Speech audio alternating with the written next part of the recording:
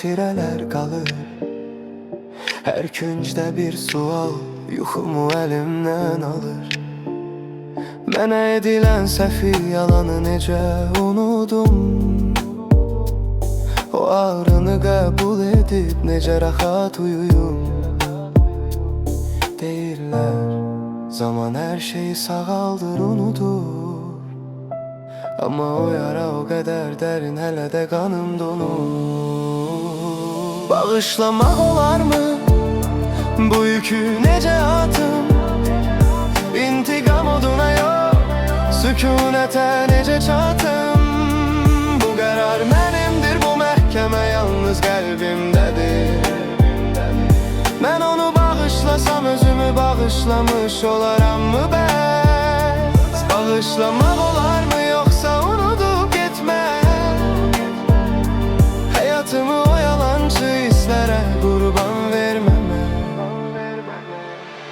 Hər xatırlayanda qəzəb məni yandırır. O hissi buraxmaq, qəlbimi boşaltmaq ağırdır. Amma o qəzəb səni yox, məni zəhərləyir hər gün.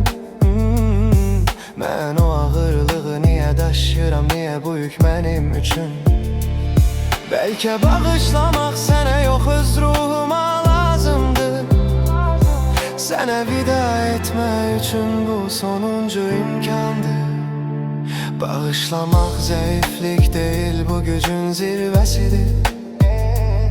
O səhvlərin səndən daha böyük olmadığını bilməkdir. Mən səni deyil, öz gələcəyimi xilas edirəm. Sənin kölgəndən uzağa, azadlığa gedirəm. Bağışlamaq olarmı bu yükü necə atım? İntiqam oduna yox, sükunətə necə çatım? Bu qərar mənimdir, bu məhkəmə yalnız qəlbimdədir.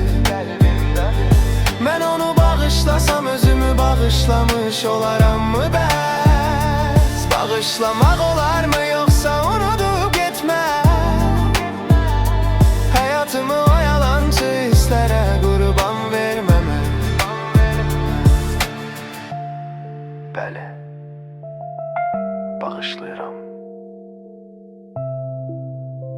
özümü, azad edirəm.